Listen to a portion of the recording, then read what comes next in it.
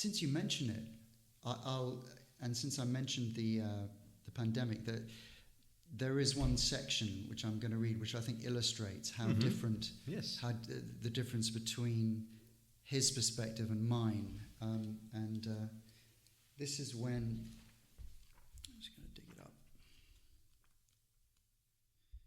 This is a section when he's 4 years old. He's a 4-year case files of a 4-year-old investigator and his native parents. So this section is much more recent. Okay. And I think anyone who's lived through quarantine and the scares of infections and everything that happened in the last 2 years, which is incredibly strange and disturbing in lots of ways. So this report's called Wake Up Call. Early this morning, I come into Daddy's bedroom and say, "Daddy, I can't smell." "What?" My father jumps out of bed as if electrocuted. He grabs the thermometer from the crisis cabinet and takes my temperature. "Do you have a fever, stroke cough, stroke headache?" His eyes are wide and wild. I think about it. "What does fever mean?" "Oh, God," says my father. He puts my finger in an oximeter. "Daddy, have you lost your sense of taste as well as your sense of smell?" he says, hyperventilating. "Daddy, are any of your friends infected?" "Daddy, what's a..." "You can't smell." He takes my hands and stares deep into my eyes. "You can't smell anything?" I wipe my nose. "Boogers." "What?" "Boogers." I hold up my fingers. "I can't smell." He goes wild with joy. "You've got a blocked nose. It's just a blocked nose."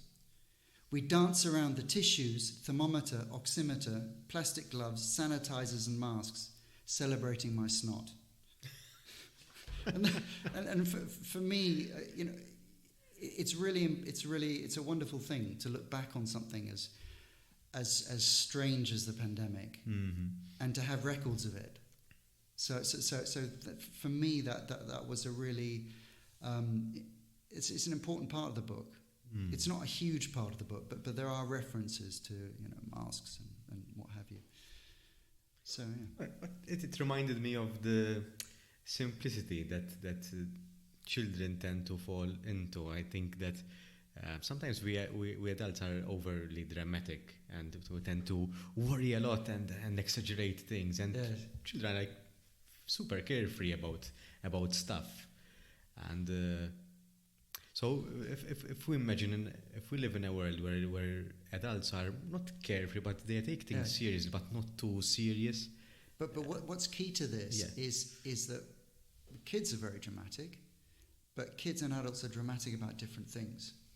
And this is one of the sources of tension and conflict, which incidentally, if you like writing, are essential parts of writing stories, is tension and conflict.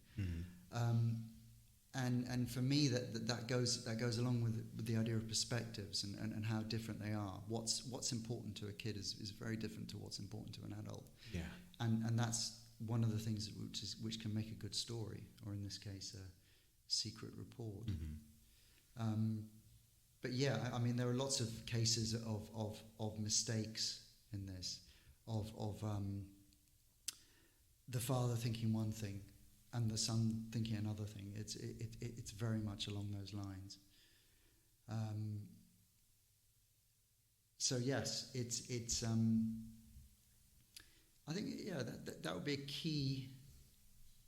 key feature of the book. What is your son's take on this, on his diary? I think he does know what he does know about it now, and he's quite tolerant of it.